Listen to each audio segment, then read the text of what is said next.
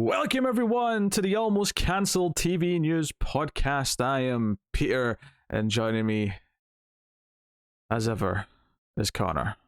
Yeah, straight from work, more or less. Yeah, we had planned on having an episode last week. I did put out a tweet and stuff when we found out we couldn't, but there was tensions, but you were doing like the yearly checkup or something at work, so you were in for all sorts of hours. The look in your face, basically. It was one of the worst working weeks of my life. Yeah, that tells the whole story. Not to worry though, the news that was assembled is rolled into this week's, so we got a host of things to look through. You'll be delighted to know though, neither this week or last week were super heavy for news, so it's not too much overall. What are you drinking tonight? You got a little... It's just a daiquiri. It's just simple. This is about as simple as it gets. It's 3 ingredients. It's nothing. No, simple is just opening like a bottle or a can and pouring it in a glass. All right, this is as simple as cocktails get. Okay, yeah, a cocktail. You had to have a cocktail at 5 a.m. I got home from work an hour ago, less than. So this is evening for me. B, I don't have a bottle or a can of anything in. So, but I did have limes and I had rum. So, daiquiri. Hey, you just drink rum? Is rum not a thing you can just drink? I mean, I could just drink rum straight, but how many bottles of whiskey have I pulled out on this show to drink straight? I could do that, but I want something to sip on as we're talking. Okay, all right. The sippy drink doesn't account for your drinking gate rules, though. No. That has to be hard liquor in the gut. I mean, there is there is a double shot of high proof rum. Aye, but it's diluted with lime and shit. Oh yeah. Tie a little bit of lime and some ice. Yeah. It's fine. I'll still get the whiskey. Don't worry about it. I got plenty. The visual of you swinging from a bottle like a raging alcoholic is part of the funny. charm. Yeah, it is. I agree. So anyway, we got renewals, cancellations, new shows to talk about, premiere dates, all that stuff. Oh, in fact, there's an article that I meant to bring back up that I forgot to. I'm just going to go find that just now. So, yeah, the professionalism that you bring to this show. Look, I have a lot of tabs open. I've got them all color. What I'm saying is, I am prepared with so many bottles of whiskey for no matter what stupid things your drinking game throws at me. Yeah, you can't even open all your tabs. Don't pretend to me that you wouldn't have oodles and oodles of bottles of booze, regardless of whether or not we did this show that happened to have a few drinking rules on it. I got 2 more this week. Of course you did. Look, I got my tax rebate this week. Which was pretty hefty. So I bought a bottle or 2 to celebrate. Well, no, Paige bought me one last week, and then I bought myself one. And see, when you bought one, were you thinking to yourself, "I'm doing this for the good of the show"? Because obviously, yeah. I every time I see one on offer, like a cheap bottle that's not good, I'm like, oh, I could get that. It'll swing into my my news show rotation. Sounds about right. So without further ado, we'll dive into the renewals, shall we? There's a bunch of weird ones this week, so you won't necessarily have heard of all of these. I mean, some of them you've heard of, been brought up before, but some of them I'm like, I don't know what this is. But this is why it's the quick section at the start. Guess based off of the stupid names. Oh sure. So first up, The Old Man has been renewed for season 2 at FX. This is the Jeff Bridges show. Yeah, I remember watching the trailer, right? This just came out, so yeah. Yeah, this is new, yeah. Yeah, we talked about this not too long ago. Similarly, Dark Winds has been renewed at AMC for season 2, so yes, that's also coming back, so very good. Then we get to the ones that I'm not as familiar with. There's going to be a few examples of this week, I think, but the idea that I know anything that Peacock has made is clearly ridiculous. I honestly, I forget Peacock exists multiple times. Then you say the name, and I'm like, oh yeah, Peacock. The only thing I can name was on it was Saved by the Bell, and I know it's been cancelled, but it existed temporarily. So they've renewed. Sorry, not cancelled. They've renewed Killing It. Ironically, because you could have said they killed it if they cancelled. That will 100% be the headlines that everyone runs with. It's Craig Robinson that's in this. So this is a comedy on Peacock. Okay. Yeah, so that's good. That's getting a season 2. And then next up, the 10-year-old Tom has been renewed for season 2 by HBO Max. I hate the name of that. Yes. It makes me go, this must be awful. It's an adult animated series, for the record. Okay. Still hate the name of it. I feel like we could come up with a better term for cartoons for adults, because it sounds like you're saying porn cartoon when you say adult animation, but you're not. You're saying Family Guy and Simpsons and shit like that. Because the thing is, there's already a word for that. It's called hentai. True, but what if Western porn, or what if Western animation starts making porn? What do we call Netflix's like attempts at anime? You know, like the Castlevania and the Dragon's Dogma. What's the name of that? Where it's Western anime? I don't know. That's got to have a name. Does it have a name? I don't know. It must do. We'll spoof on that, whatever that name is. Nanime? I don't know. But yes, 10-year-old Tom renewed for season 2 by HBO Max.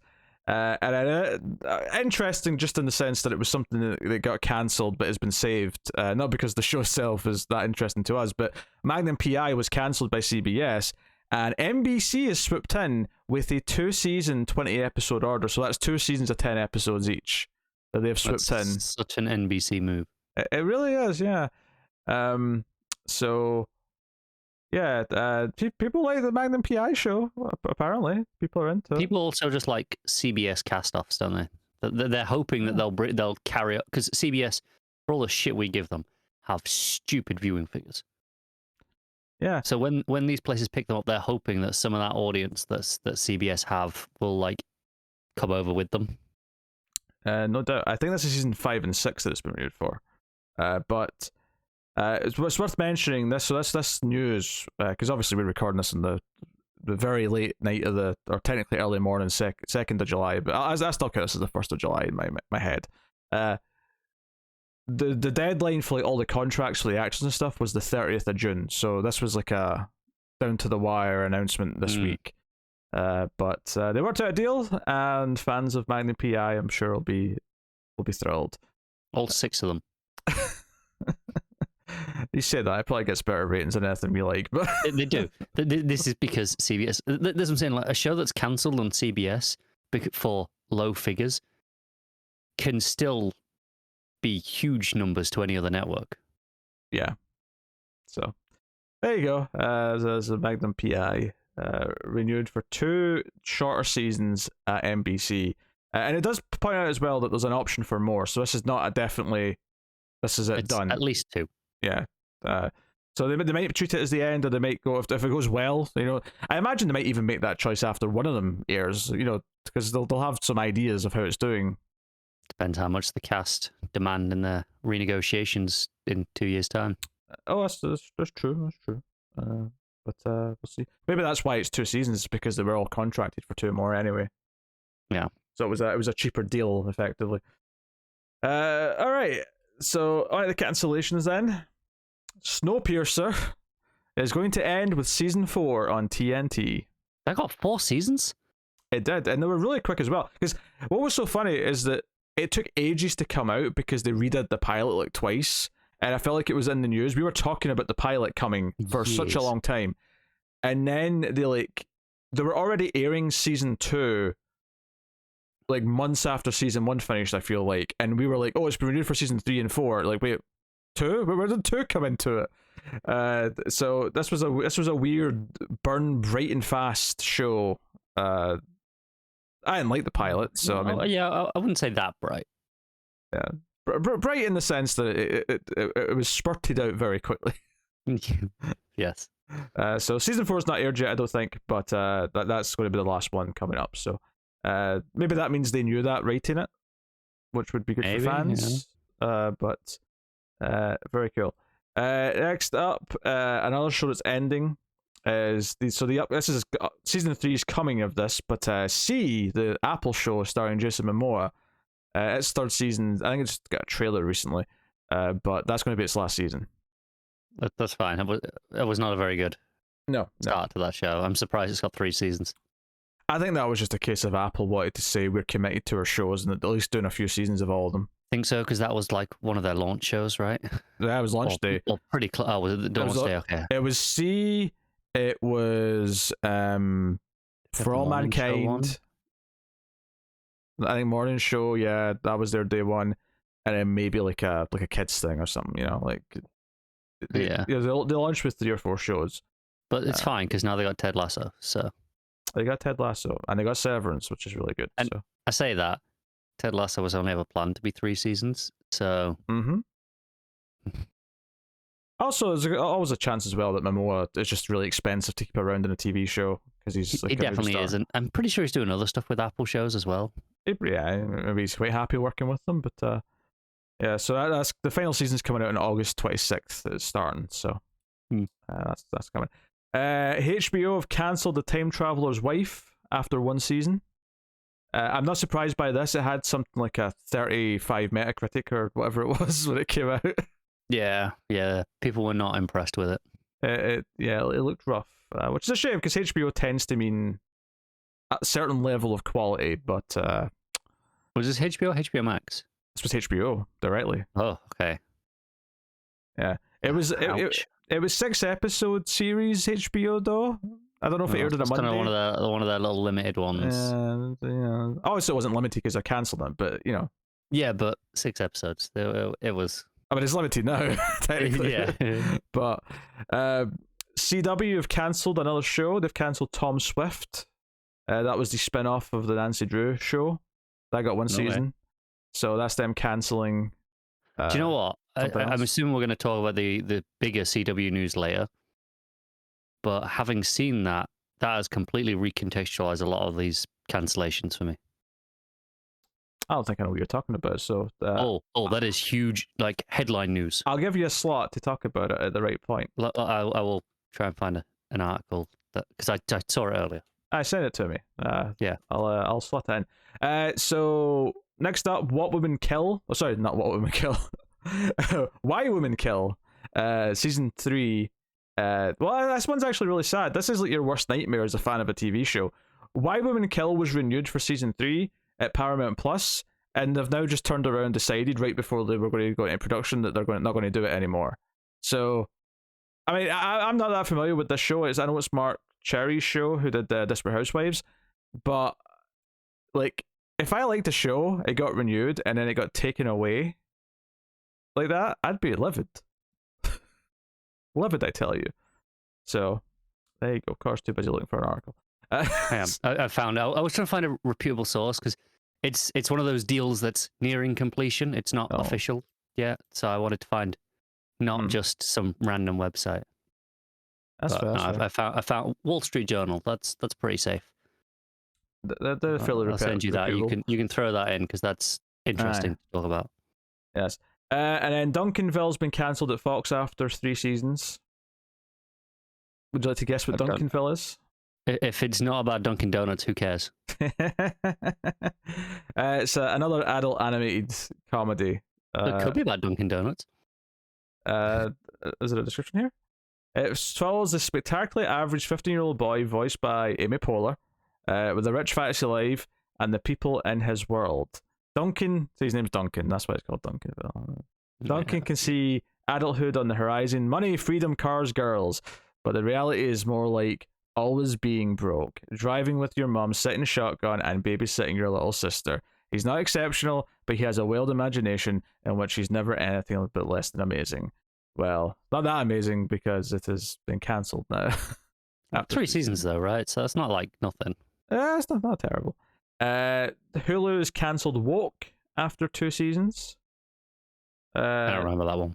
This is a live action animated comedy. What does that mean? Does that mean a bit of both? Which one is it? It just says live action animated comedy. I feel like you shouldn't be able to just say that. That's like, be more specific. So yes. Launched in September 2020, the unique series took an irreverent look at identity and culture as it followed Keith, an African-American cartoonist on the verge of mainstream success when an unexpected incident changes everything. With a fresh outlook on the world around him, Keith starts navigating the new voices and ideas. His name's Keith, not Keith, just in case people think I'm saying that weird. It's Keef, right? I'm not mispronouncing the word Keith. That's fine. Carry on. Right. So Keith navigating the new voices and ideas he's confronted with and challenged him, all without setting aflame everything he's already. I assume it means that he sees like animated things. I think so. He's a cartoon. Yeah. As soon as you said cartoonist, it kind of made a bit more sense, right? It's his illustrations coming to life, I assume, in some fashion. Yes. So that makes some sense.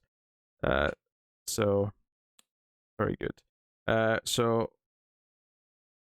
we have some premiere dates, all pretty much from the Universal side of things, meaning we have a bunch of NBC premiere dates and we have a bunch of Peacock premiere dates. So all the interesting ones, is what you're telling me, yeah?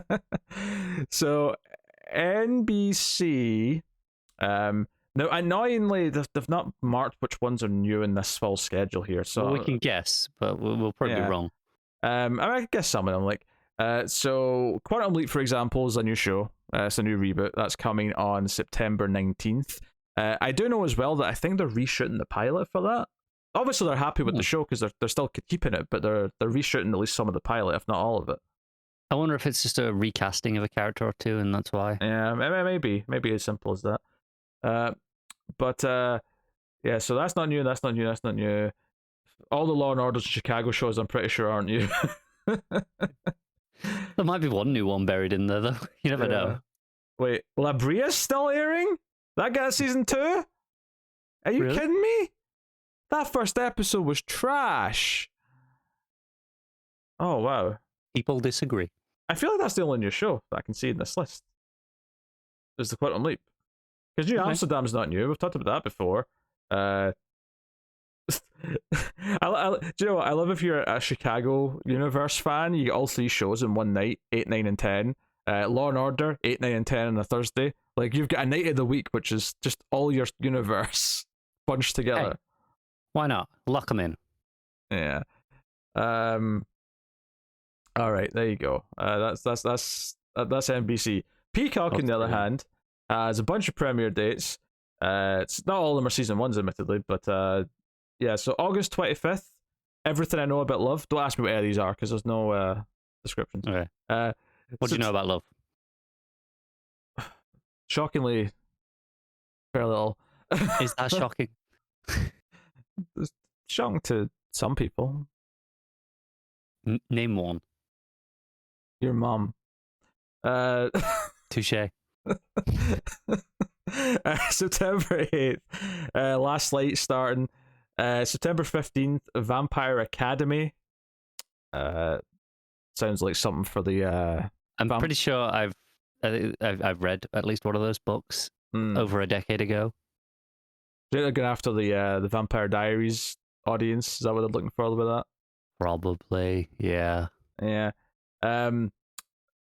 We got season 4 of Dragons Rescue Riders Heroes of the Sky. I'm going to assume that's animated. Just a hunch. Probably, and I'm into it. October 6th, we have A Friend of the Family premiering. October 20th, One of Us is Lying season 2. November 3rd is The Capture season 2. Yeah, this is what I was reading about Peacock shows that have already had a season, and like, what are these? Yeah, Peacock? What? Yeah, November 10th is The Missing, although that says working title next to it. Very confident on that. Oh yeah, it's covered in a few months, but we'll figure out the title later. Don't worry about it. November 23rd, Pitch Perfect Bumper in Berlin. Yes, sign me up. November 30th, Irreverent. And December 22nd, The Best Man, The Final Chapters. So they've just given you a whole host of premiere days. That's the rest of the year locked down for them. And I know what Pitch Perfect the movies are.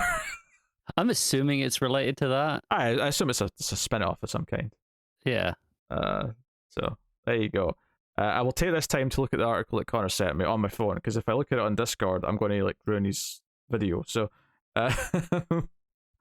so Nexstar Media Group Inc., the nation's biggest owner of local television stations, is close to a deal to acquire the majority of the CW network from co-owners Warner Brothers and Paramount. That's interesting, actually. So that would make them not independent because they'd have a big owner, but they'd be independent from the studios who are making all the content. Yeah. And I've just realized the article is paywalled, so I'm going to tell you what the really interesting part is. They're acquiring it again. This is what I saw earlier. Acquiring it for $0. Okay. Explain. They're agreeing to take on the majority of the $100 million debt or whatever it is that CW have right now. All right, so they're effectively so they're essentially, but they won't be paying it all at once. It'll be debt repayment, so they'll be able to pay that over whatever years-long schemes that's under already, not over, in one transaction like it normally would be. That's interesting. It is actually, and it makes a lot of all these cancellations that we've got recently suddenly are in a fresh new light of, oh, they are bleeding money and they are desperate. Well, I mean, you could look at it as bleeding money, but I could also just look at it as they were trying to streamline, because usually when companies try to sell like that, they tend to try and pare everything down into a neat package.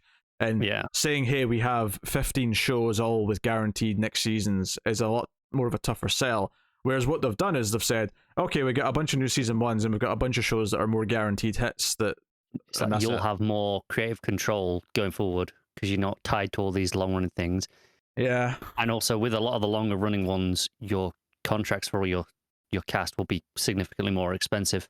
So you've kind of got rid of pretty big expenditures that way. Yeah, I didn't have this in the news, but I saw just passing on Twitter this week that Candice Patton on The Flash had just signed a contract to come back for season 9.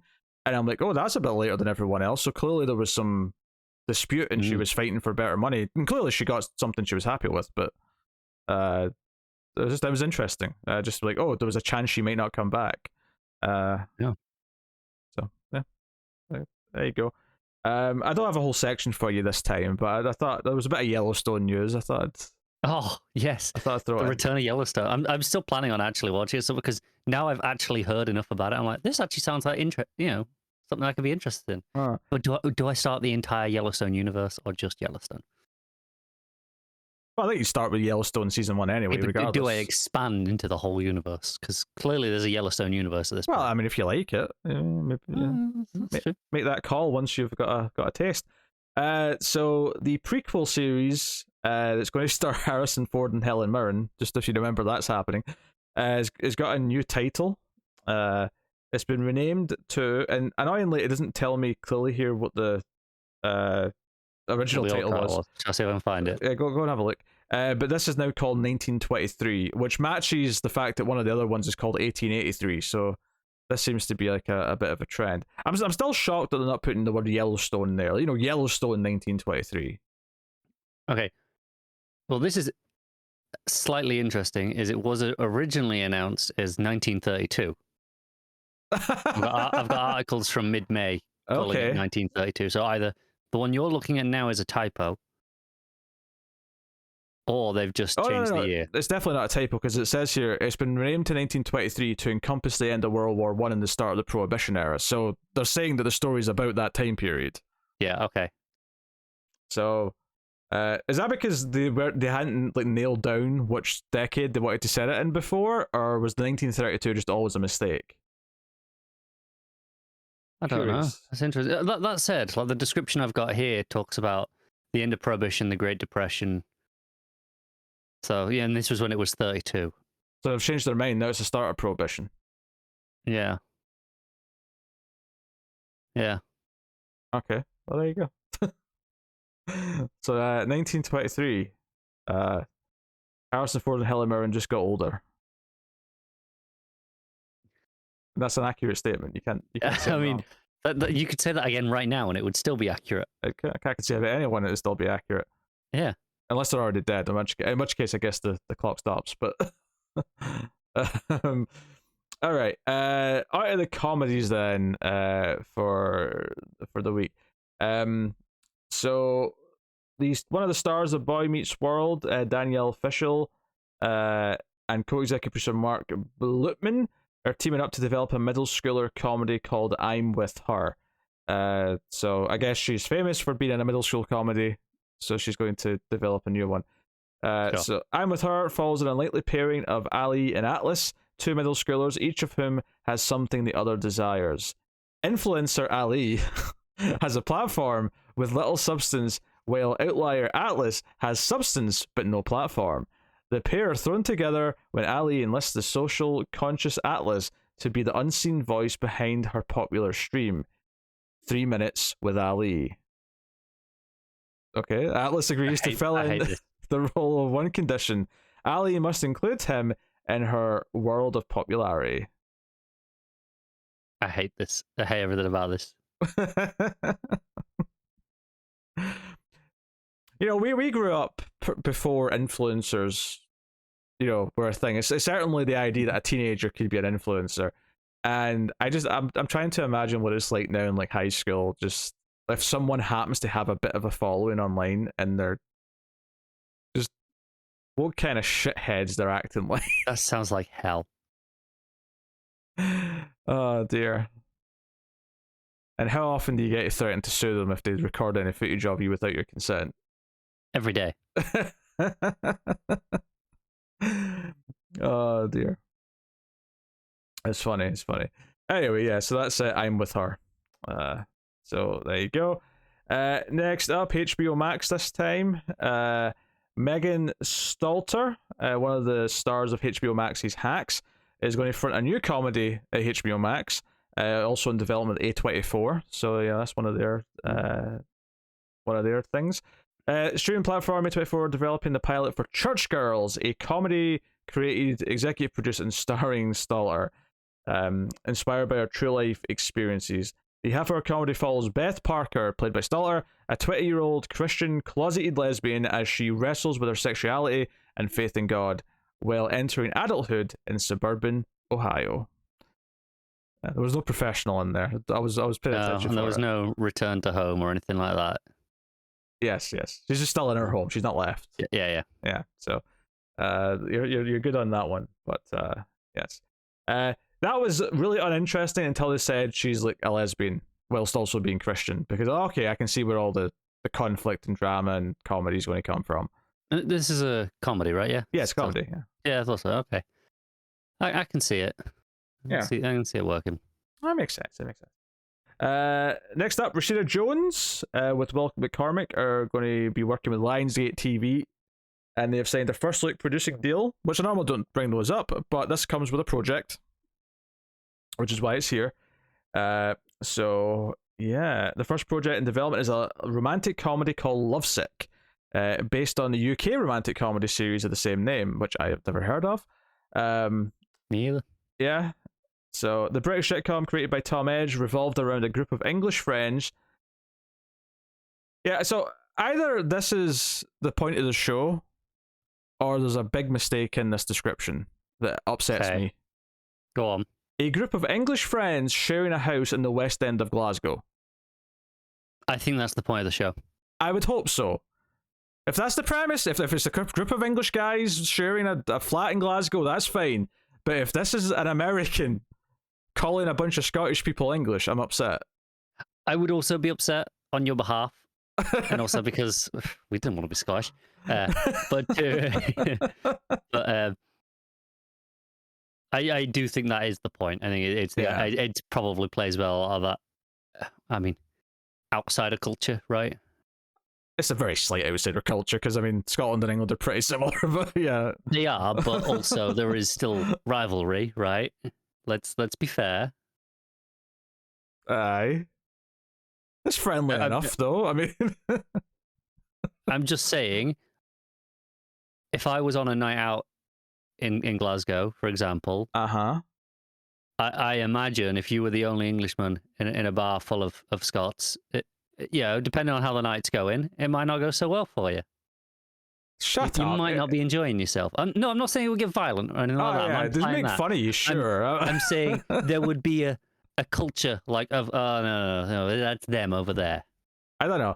I feel like with you, they'd be hard pressed as like, do we make fun of being English? Do we make fun of ginger? What do we pick? Look, it's Scotland. You have more ginger people than England. Doesn't stop us from making fun of them. Oh, yeah, that's just true. Does not stop more opportunities to make fun of them. Yeah. So anyway, I mean that's just the start of it. And the romantic lives. Well, that was the end of it.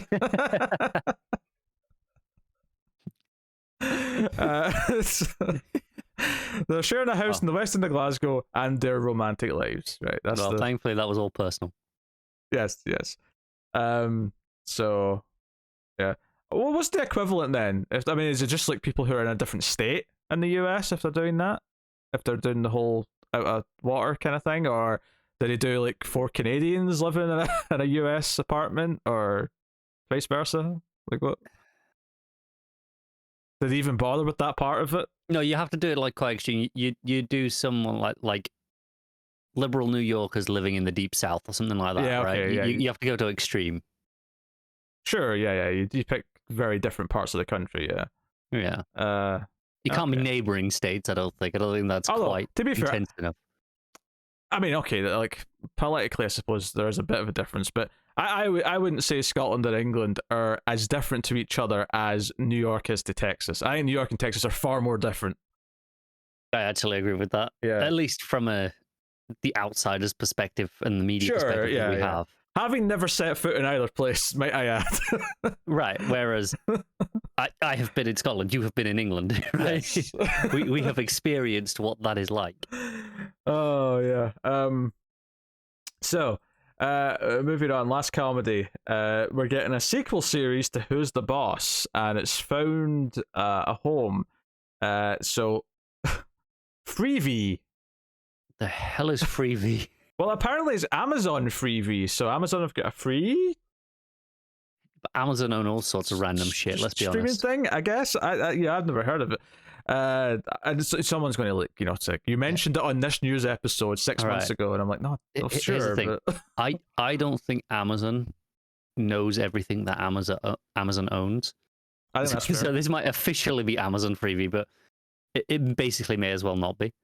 Yeah. So the news of this is that both Tony Danza and Alyssa Milano are coming back. So in the original show, which I saw the odd episode of, late night on like the Comedy Channel when I was like in my preteens, like it was basically, he was the single dad, she was his daughter, and she was like, she was like, if you ever saw a Commando, right? She's about that age, maybe a little younger in that show. And I think are they sharing a house? I think they're renting like the apartment above like the garage of this like fairly wealthy woman who's a single mum. So there was kind of a will they won't they thing with the mum and Tony Danza. But it's these two actors coming back, and it says it's set 30 years after the events of the original series. The sequel follow or focus on former Major League Baseball player / retired housekeeper. Oh, he was the housekeeper. That was right. He was the housekeeper of the place. I knew it was some sort of crazy, kind of weird, wacky family setup. But yes, so Tony Maselli, which he kept his same first name to make life easy, I guess. And his relationship with his daughter Samantha, who is now a single mother, living in the family house. In line with Lear's classic show, the new comedy will explore generational differences as well as opposing worldviews and parenting styles within the dynamic of a modern family in 2022.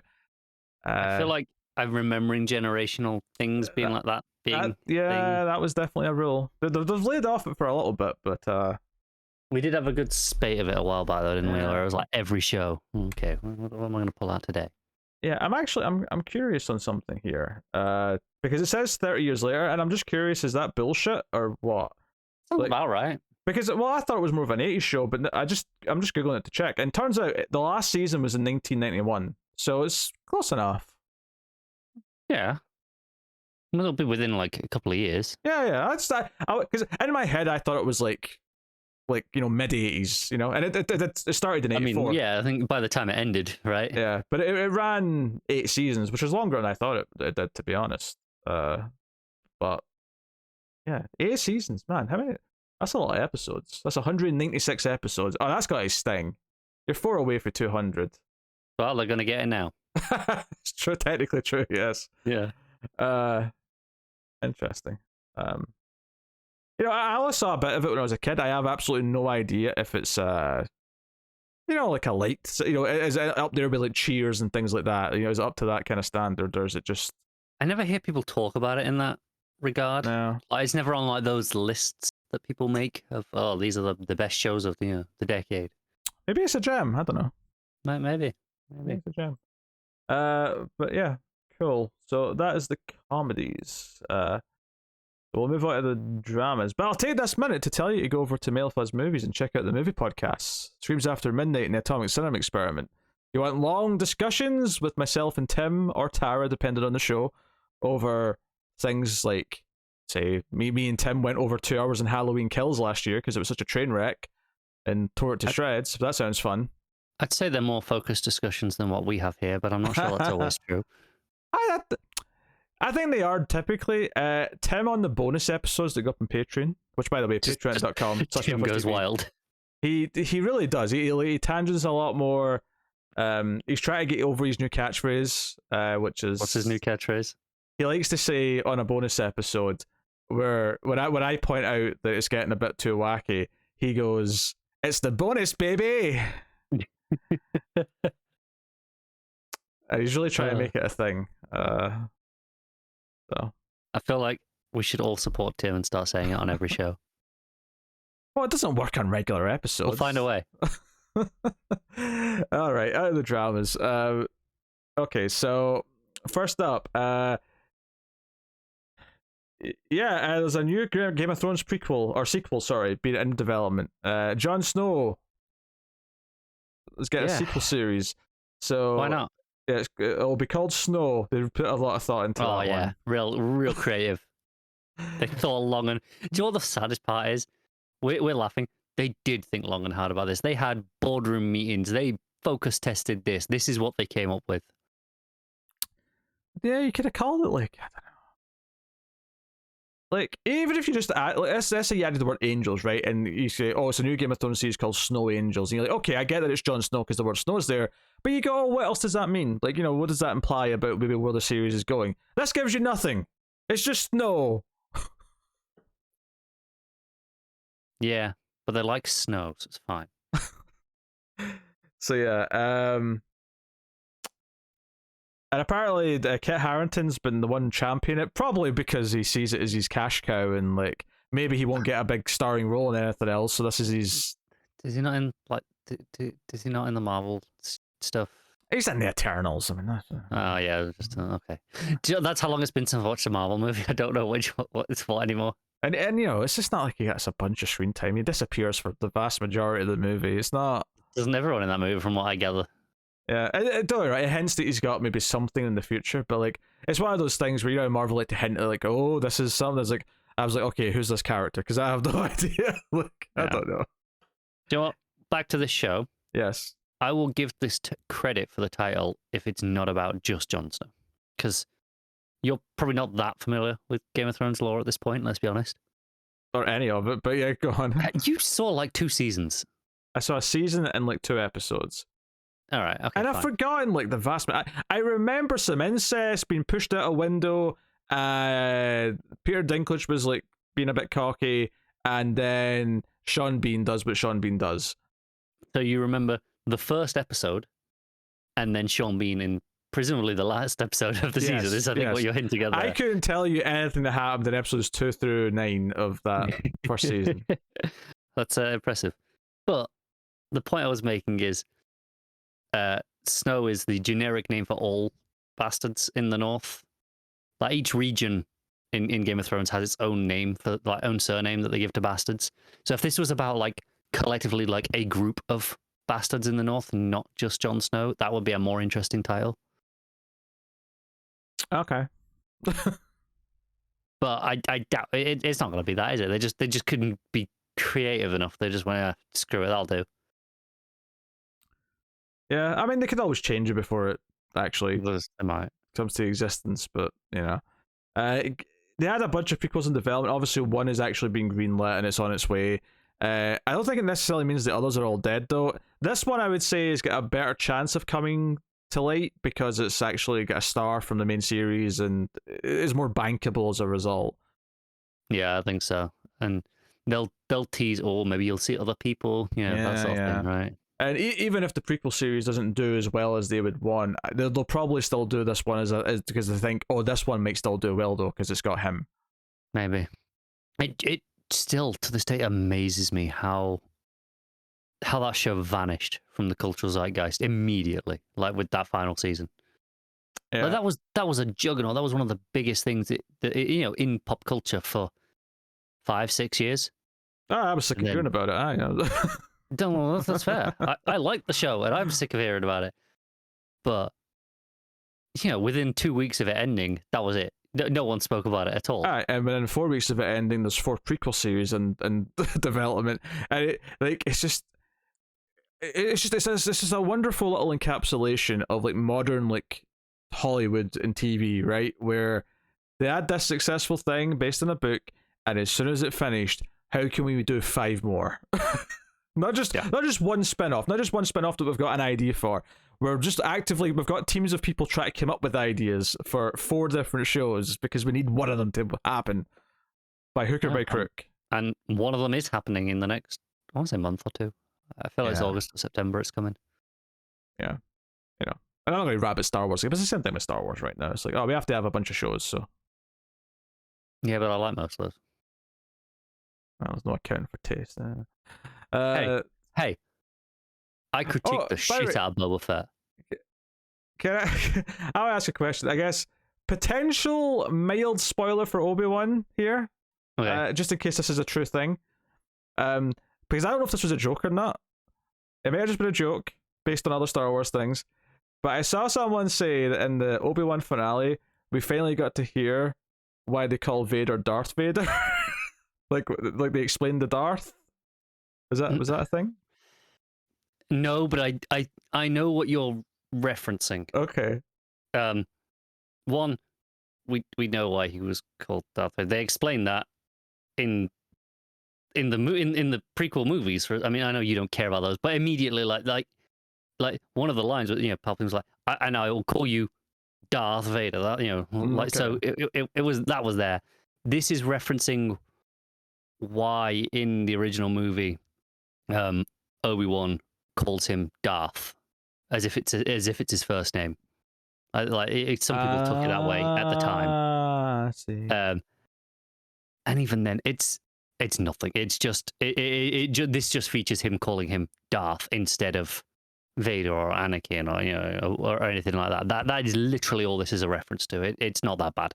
So what this sounds like to me is that when they made the original Star Wars, George Lucas either didn't have the balls to tell Alec Guinness that Darth's not a name, it's like a title, or it was a name and he changed his mind. He hadn't decided that yet, which I'm more likely to. I'd say that's more likely actually, is he hadn't decided that yet.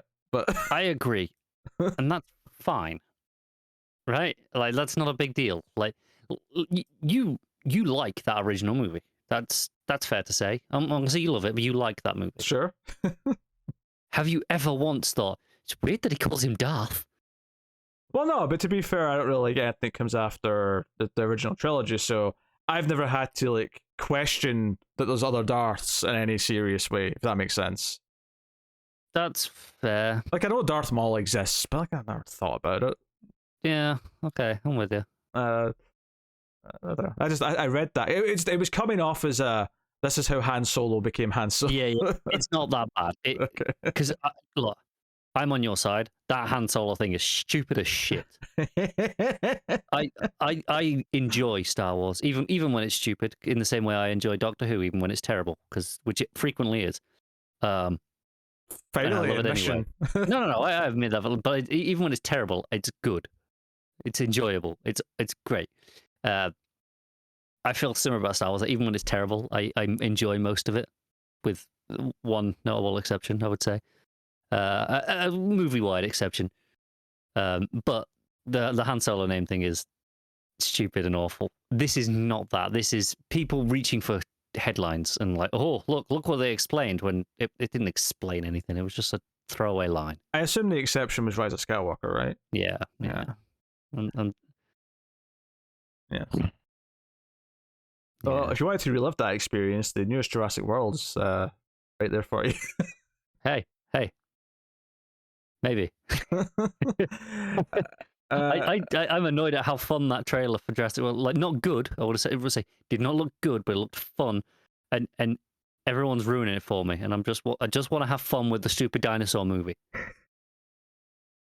All right, next up, Apple TV has given an 8-episode series order to a 1-hour drama inspired by the Pulitzer Prize-winning author Edith Wharton's unfinished final novel, The Buccaneers. so I assume she's dead.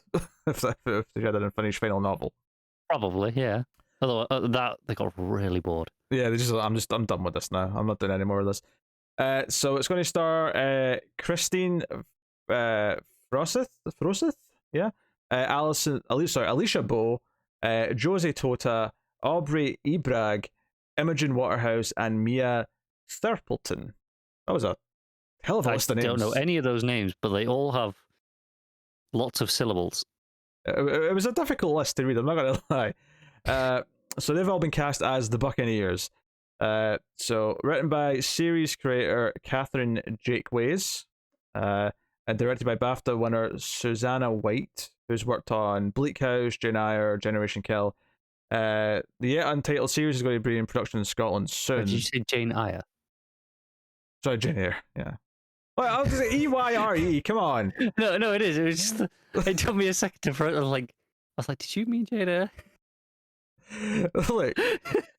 Look, why is it not just spelled AIR? Come on, just spell it properly. One of the most famous novel titles of all time. I've never read it, to be fair. Nor have I, but it's still one of the most famous novel titles of all time. Look, there's a lot of pressure to read a lot of stuff on this show, alright? And I screw it up all the time, alright? Yeah, but it's not always on things like Jane freaking Eyre. Oh dear. Fight me, alright? The official logline is girls with money, men with power. New money, old secrets. A group of fun-loving young American girls explode into the tightly corseted London season of the 1870s. Oh, just shoot me now. I'm getting Bridgerton flashbacks. Kicking off. Did you watch Bridgerton recently? Kicking off the Anglo-American culture clash as the land of the stiff upper lip is infiltrated by a refreshing disregard for centuries of tradition. Sent to secure husbands and titles, the Buccaneers' hearts are set with much more than that, and saying "I do" is just the beginning. Wait, Buccaneers? I was expecting swashbuckling or like some swords. That's musketeers. Isn't that a buccaneer? What's a buccaneer then? I don't know. I kind of. Oh, they were like kind of piratey. Aye, that's what I'm thinking. I'm thinking piratey. Yeah. Well, there are two definitions according to Google. Okay. One, any of the freebooters preying on Spanish ships and settlements, especially in the 17th century West Indies, broadly pirate. Two, an unscrupulous adventurer, especially in politics or business. So I feel like this is more along the lines of the second one. Okay.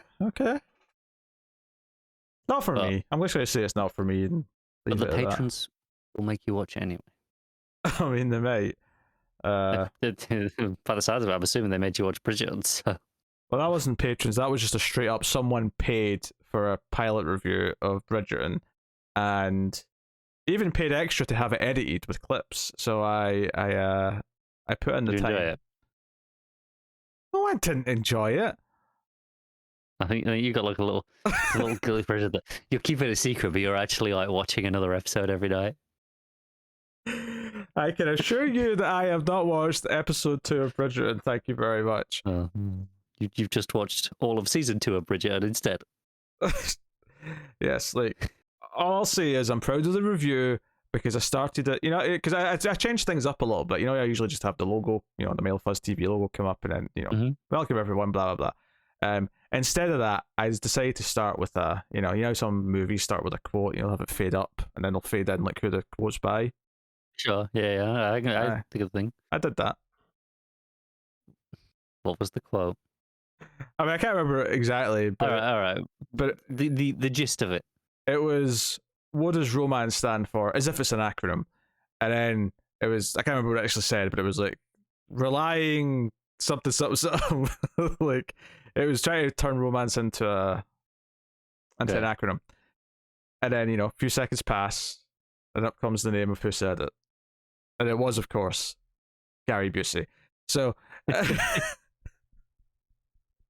I feel like your next project is to start every review of everything with a Gary Busey quote. It has to be relevant. And let's be honest, that man has said enough insane shit over the years that you could do it. I genuinely went hunting for a quote that I was wanting a quote from him about like misery or despair, because I was You trying found that and you were like, even better. that'll work. It's a romance related quote. And my backup was looking for Tommy Wiseau quotes if I couldn't get a good Gary Busey one, but yeah, so that was the thing. Why don't you start every episode of everything with a quote?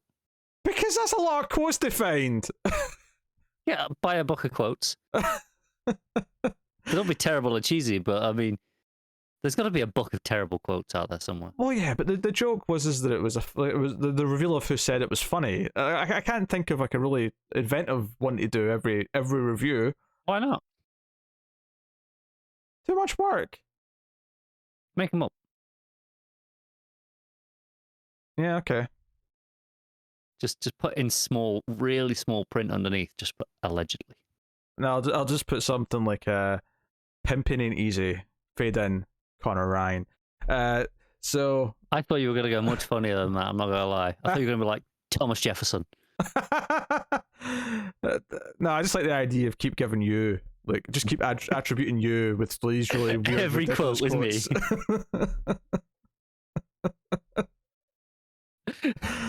Give every quote to Red Hot Chili Peppers Flea. Oh dear. All right, that's the Buccaneers. Jesus Christ. Next up, Netflix is developing a limited series adaptation of John Steinbeck's classic novel East of Eden, with Zoe Kazan writing and executive producing, with Florence Pugh attached to star and co-produce. So that's a bit of a team. Okay. I mean, I don't know what Zoe Kazan's writing's like, but I like her as an actress in a few things. Florence Pugh's good in pretty much everything she's ever in. So yeah. So the novel was previously adapted in the 1955 film, with Zoe's grandfather, Elia Kazan, directing for Warner Brothers. So this is kind of like a weird generational passing of the torch, if you will. So yeah, the film's notable for being James Dean's first major screen role. So the limited adaptation will explore the novel's themes of trauma and repair, love and betrayal, duty and free will. The series will sketch an intimate portrait of the Trask family against the backdrop of huge historical forces, or as Steinbeck put it, the story of my country and the story of me. So, Yeah, okay. That'll be good. Yeah. I haven't seen the movie. No, right. I'm kind of vaguely familiar with it, though, obviously. I think the only James Dean movie I've seen is Rebel Without a Cause, if I'm thinking about it. It might be true for me as well. But no. Can't deny it's a big star, though, and the family connection. I suspect Zoe Kazan will end up having a small role as well, just to get her on screen, but probably not a major one. But just probably, yeah, small supporting role. Still interesting though, like the whole thing there. But the family thing, or just the just like the family thing, kind of just being kind of, I won't say given to her because of that, but more just like, hey, it gives them an angle to sell it on, right? Yeah. I didn't even realize that her grandfather was a director. But now that I'm thinking about it, I do remember seeing the name like on credits for things. So that makes sense. It's not exactly a super common name, is it? No. Next up, Crazy Rich Asians co-writer Peter Chiarelli is teaming up with SK Global and Project Brazen to write a television adaptation chronicling the decades-long Fat Leonard U.S. Navy scandal, one of the military's largest national security breaches. Also, for something called Crazy Rich Asians, this is a very white-looking dude. I hope his co-writer was of Asian descent. So, the script will be based on Project Brazen's popular podcast, Fat Leonard, that featured Leonard Glenn Francis, a corrupt military contractor who spoke exclusively for the first time about stealing tens of millions of dollars through deals with the US Navy in exchange for cash bribes, escorts, and luxury items. Okay. You're right, he's a very white dude. Ah. The other co-writer was definitely Asian. I could see it now. Oh, you can verify. Okay, good. Yeah. That's fine. Because I couldn't remember his name, so I just Googled Crazy Rich Asians riots. Oh, there you go. Yeah, and they both showed up, which is good. Yeah. So this smells like something that wants awards. Yeah, it does. And it'll, as long as it's halfway competent, will probably at least be in the conversation.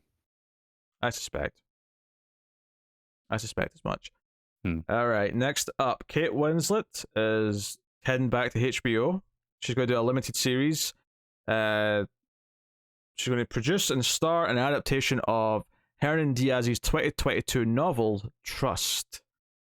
HBO acquired the recent bestseller in what is being described here as a competitive situation. The book's about a wealthy financier who is dissatisfied by a novel based on his life and his wife's portrayal. So he asks a secretary to ghostwrite his memoir and set the record straight. The secretary, however, grows uncomfortably aware that he is rewriting history and his wife's place in it. Told in 4 different voices and genres, Trust is a narrative puzzle that subverts the notion of truth and who gets to define it. That got more interesting when you said it was told in different genres. Yeah, that's a really bold thing to say. I think the other part of that it says 4 different voices and it's questioning what the truth is. So the base premise that you recognize there is that this rich guy wants to make up get a fake autobiography to make his wife look bad. His side of the story is definitely the real story. Yeah, but it's probably complete bullshit. But the way it kind of says it's a narrative as a puzzle, it's making me think they might do I guess I'd almost compare it to The Prestige, and the way it's kind of maybe it's going to jump in and out of whose perspective's writing what, and maybe we'll discover things based on how 2 stories contradict and things like that. At least that's what I'd hope for based on what they just said there. Yeah, I can see them kind of pulling a Rashomon effect style thing of, okay, we'll see these various events from the different perspectives, and it won't actually necessarily tell us which one is the definitive truth, but they'll kind of build on each other and contradict each other in interesting ways. Yeah, that got a lot more interesting by the end of that. Yeah. I will say that.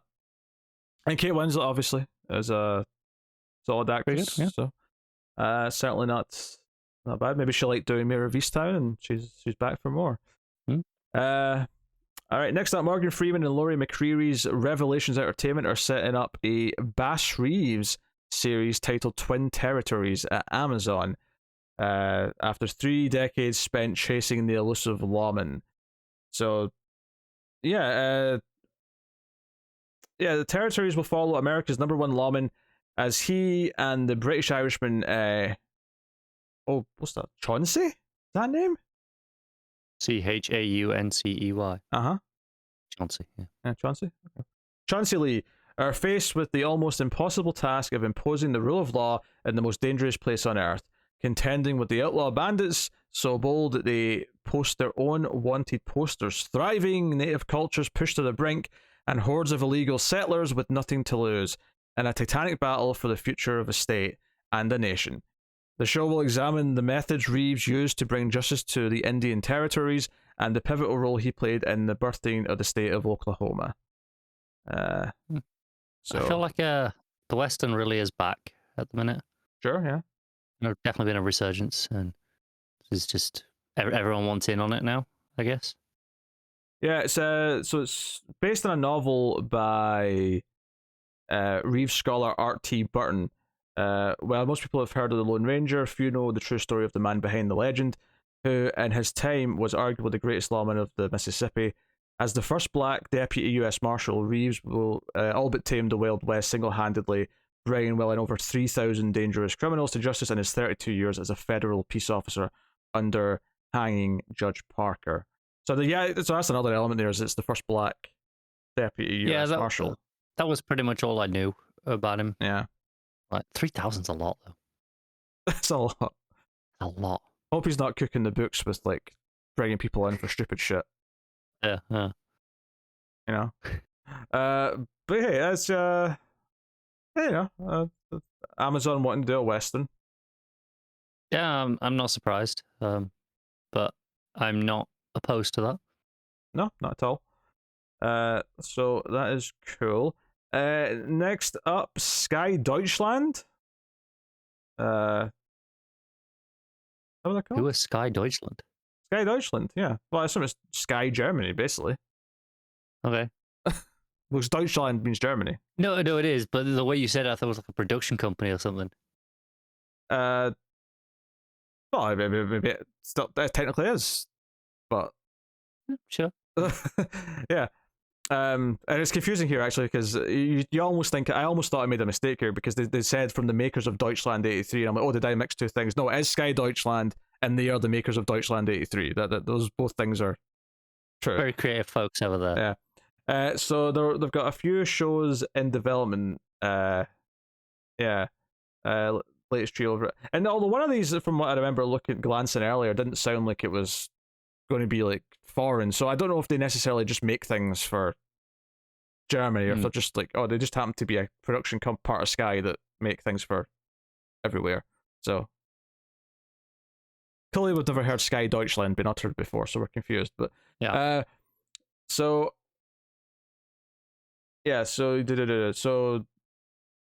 Sky's launching original drama Munich Games tonight at the Munich Film Festival. 3 Sky Studios shows have been unveiled. So we've got Helgoland 513, Frankenstein Untold, and Huntsville AL. Or Huntsville AL. Yeah, it'll be Alabama. So yeah. Huntsville, Alabama. Yeah. The latter two in development, while the former has already been greenlit.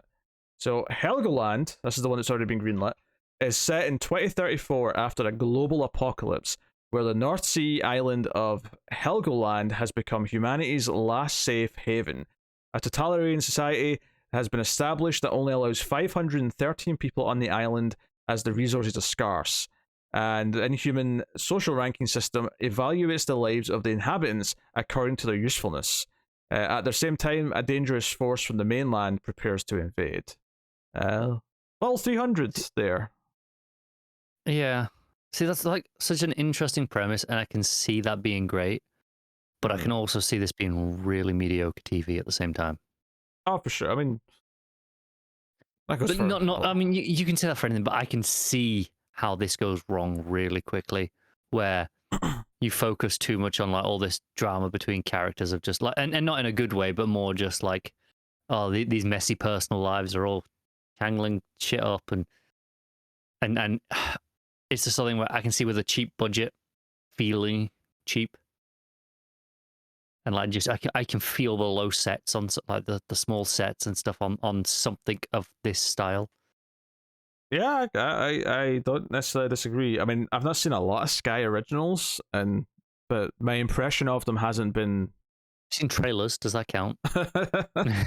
Not really, but then no. But hey, that's the first one. The second one, Frankenstein Untold. I went proper German earlier and said Frankenstein for some reason. I guess I was in the mood. But Frankenstein Untold is billed as a radical reimagining of Mary Shelley's fantasy classic. Intense and emotionally complex drama, and it is told through the eyes of 8 powerful characters. It explores the philosophical and political depths of the novel, centering around themes such as the search for love and belonging, as well as revenge. It's set in 1816. Locations include dirty streets of Ingolstadt, Germany, Switzerland's Lake Geneva, and a vast ice desert in the North Pole. So, okay. None of that sounds bad, but I'm also not sure what makes it this dramatic retelling either. Like a reimagining, I think was the word they used. Beyond just like changing some locations, it sounds like, yeah, I mean, they're doing Frankenstein. I don't think they are changing locations. From what my vague memory of the book, those locations all sound. I mean, they might be. It's been a while since I read it. They all sound in line with what I remember. So there's a fair bit of traveling in that book. Yeah. So, yeah. I'm not against a good Frankenstein adaptation if they're going to go for it. Yeah, me either. But we'll see. Huntsville, Alabama takes inspiration from never before told stories and will be an emotionally intense drama set in the 1950s in the southern town of Huntsville, Alabama. Thanks for that last part. Yeah, it'll explore how hundreds of former German Nazi engineers and their families radically transformed the segregated, sleepy little town as the American space industry neared its launch after they were recruited by the US Army for secret missile projects. They dream of reaching the moon, but the late arrival of one family could endanger the whole endeavor. Okay. That was more interesting than I thought it was going to be. I'm not going to lie. Yeah. The focus of the type of characters they've got here. The idea that... barring that very last point. Oh, sure. Yeah. That kind of made it sound like a bit of a cliche TV writing, whereas the rest of it sounded like a really interesting premise. Yeah, no, I mean, I can see potential in it, exploring this idea of... Because I think what the challenging is like, which ones are sympathetic, if any? Like how evil are some of these families, or... You know, is there one or two who are more sympathetic because they didn't really do anything that bad when they were technically, you know, conscripted back in Germany, or you know, or is it a case of no, they're all seen as bad and we are from the point of view of the rest of the town? But then it tells us that the town was segregated, and that implies to me that we're, you know, and that it gets changed by their arrival. And that implies to me maybe that we're not necessarily meant to side with a lot of the yeah, I town. wonder if this new family, I wonder if they're like pretending to be ex-Nazis, but they're actually just sent in to like keep an eye on them, and that's why none of them trust them. Maybe. And maybe that's our main characters. I don't know. Could be, yeah. That's just, I don't know, just a thought. But you know, honestly, as a trio of shows go, like, because I almost just glanced over this because I'm like, Sky Deutschland, I don't even know what that is. But then I'm like, oh, these actually all sound vaguely interesting. You know, they might all suck, but they all have a chance of being good. They all have things that, you know, make them candidates for things that we could potentially watch. Yeah. All right, next up. I know you love Freeform, so... my favourite part of every show that we do. Yeah. So, I know you've been waiting for the spin-off to Siren. I will wait 1,000 years if I have to. Yeah. It's called Horn. Good job I don't have to wait then, isn't it? I'm kidding. So Freeform has picked up the series The Watchful Eye, which used to be known as The Nanny, apparently. It's a drama with Marielle Molino from Promised Land. She's going to lead the ensemble cast. Apparently the pilot was ordered like last year, so this has been a while coming. But The Watchful Eye is described as a Hitchcockian contemporary thriller that follows a young woman as she is thrust into a world of old money and deadly secrets. It follows Elena Santos, played by Molino, a young woman with a complicated past, maneuvering her way into working as a live-in nanny for an affluent family in Manhattan. She quickly learns that everyone in the mysterious building has a deadly secret and is an ulterior motives. What they don't know, however, is that Elena has some shocking secrets of her own. I have one question for you. Uh-huh. Can you imagine anything remotely Hitchcockian on Freeform? No, I cannot, no. That'd be even good. I suspect there's been a little fast and loose with that description. Yeah. Yeah. Huh. I feel like that description there neatly like teased like multiple of your rules, but skirted all of them somehow by just doing something didn't different. hit anything, annoyingly. But it got close to several of them. It did. It kept feeling like, oh, maybe it's gonna, and then it was like, no, just screw with you. Yeah. Okay. Well, there you go. That's The Watchful Eye. All right. Next up, the final story of the week. Is it CBS? It's not. It's CW. Oh, okay. I've still got a pretty good chance with CW. So, with Riverdale coming to an end after its upcoming season, May it rest in peace. The CW is looking at another soapy noir thriller teen drama from the world of Archie Comics. Jake Chang is in development at the CW.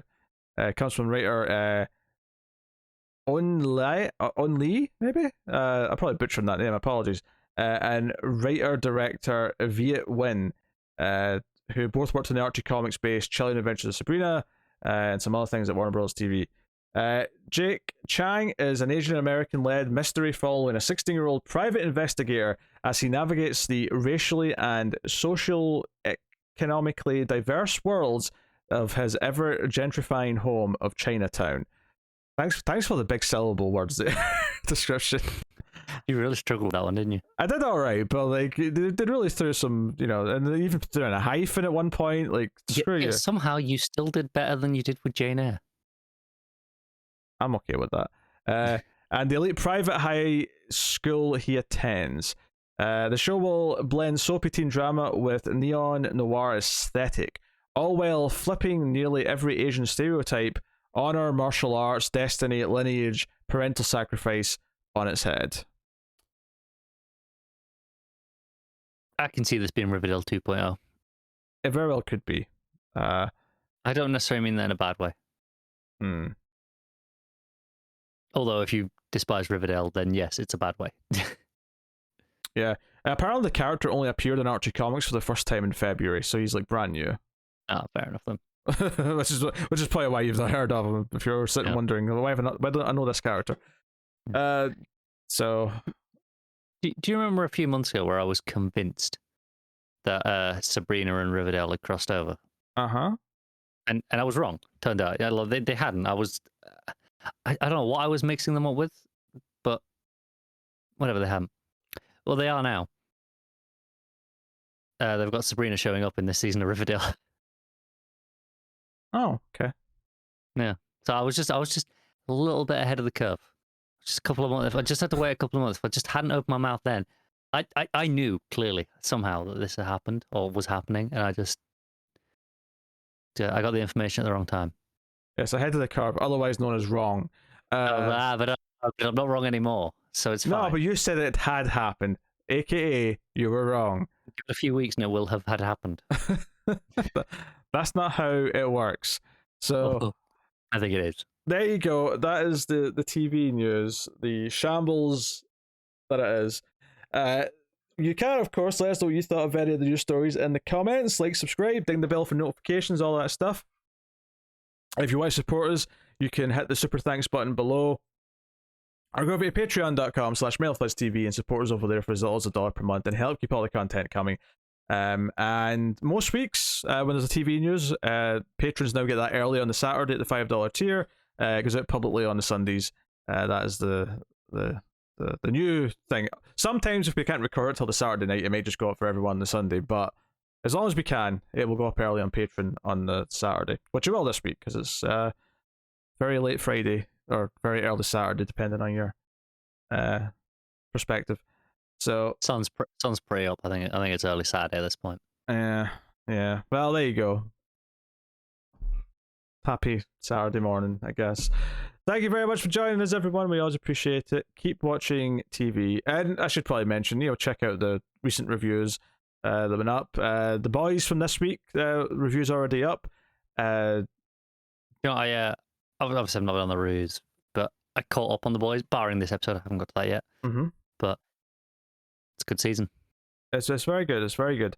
By the time this goes public, the Stranger Things finale review will be up from me. So check out that too. And coming up in the next week or so, we have the return of Better Call Saul. We have so excited. There'll be more Star Trek. It won't be too long. Once Strange New Worlds is done, we'll be back to regular weekly episodes of Twilight Zone, classic Twilight Zone. So look forward to that. And it's not too far, actually, because of where we are in Star Trek. Deep Space Nine is only a couple of weeks away from us starting that on our classic Star Trek kind of journey that we've been doing. A monumental next step of our journey. Yes, which we've been doing since January 2017. So, been a long time coming. So, if you haven't been, watching all the Star Trek reviews, there's a lot of them sitting there waiting to be watched. So, go and have a look. But otherwise, that is us. So thank you once again for watching or listening. We always appreciate it. Keep watching TV. Have you got any vanilla?